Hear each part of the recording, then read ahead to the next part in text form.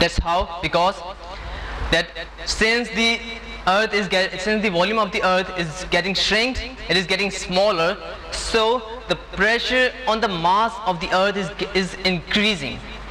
In other words, the mass of the earth is getting compressed, and so it is resulting in the form of heat. The heat is increasing, and so there will be a stage which will come when the tolerance of the mass will be finished, and there will be an explosion. The mass of the earth will burst out, and this earth will be finished.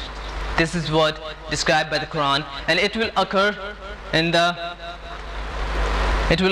the form of earthquakes, boiling of oceans, filling of smoke in atmosphere, disintegration of mountains, and this is all what pointed out by the Holy Quran when the day of judgment will come.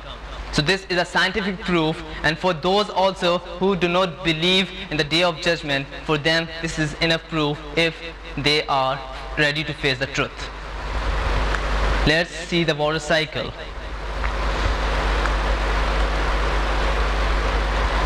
In 7th century BC, Thales of Miletus gave their theory, and that theory is surface spray of the oceans was picked up by the wind and carried inland to fall as rain. This theory is saying that the upper layer of the oceans are picked up by wind, and the wind is responsible for the rain falling in the dry areas. But of course this theory is absolutely wrong, because no evaporation is mentioned in it, no clouds are mentioned in it, so this is wrong. And so in 1580 it was Bernard Palissy who gave the first time for the modern concept of water cycling, and it is about like this, which we study in our books, in our classes. And let's see. The Quranic verses, the Quran in great detail describe the water cycling.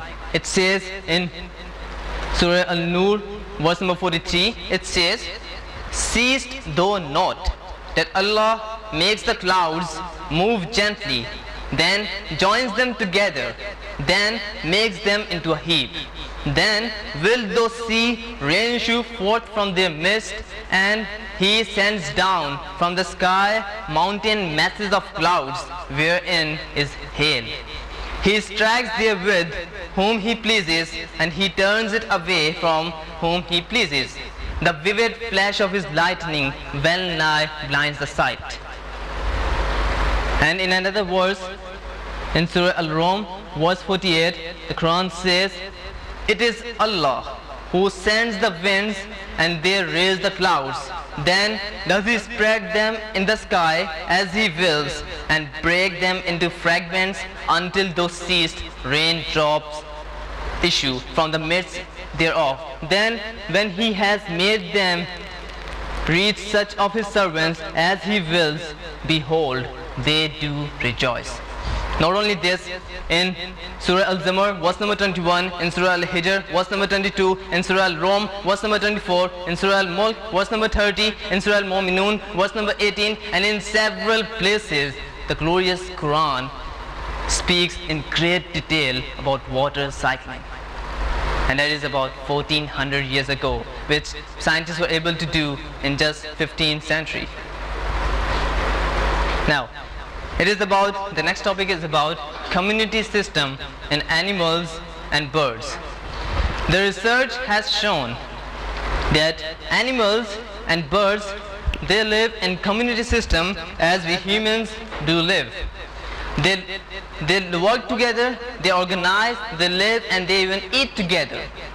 And so the glorious Quran mentions the exactly same description. It says, "There is not an animal that lives on the earth, nor a being that flies on its wings, but forms part of communities like you."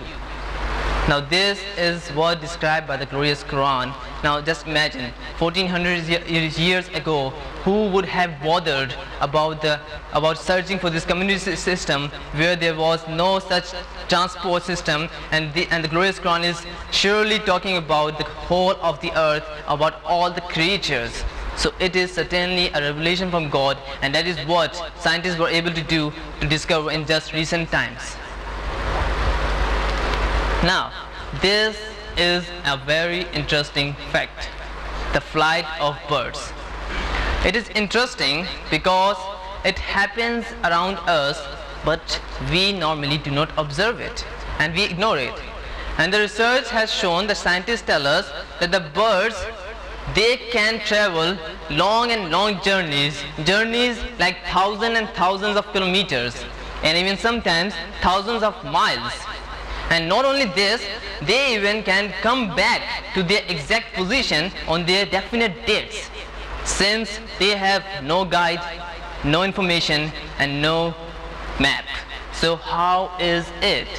How is this possible, that such an animal who have not that much intelligence, so how is it that he is covering such complicated journeys through such thousand kilometers? And the research gives us the answer. It says that there is a migratory program in their genetic codes, that is from their birth. There is a migratory program in their genetic codes, and that migratory program tells them, explains to them the complicated journeys throughout the place, throughout the world. Not only to the birds, even to the young birds, it gives instructions that how to cover up such complicated journeys and how to go through such journeys in the earth. Professor Hamburger, who is a great researcher on this, he said, birds may contain highly complicated instructions in nervous cells, and they are programmed. He has also said in his book that should we not at least reflect on the identity of this programmer? Now, since these birds are already programmed and being instructed, so we should analyze, we should question that who is he that who is programming these, who is giving instruction to these birds, who is he? Before getting the answer, let us go through a video for more understandings. Some wings are short and sturdy for frequent maneuvering. Others are long and wide in order to be able to fly at high altitudes.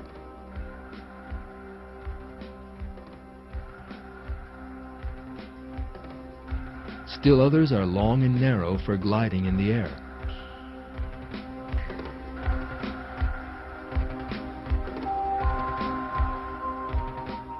Allah has created the perfect flight system in the body of every bird in line with its own requirements.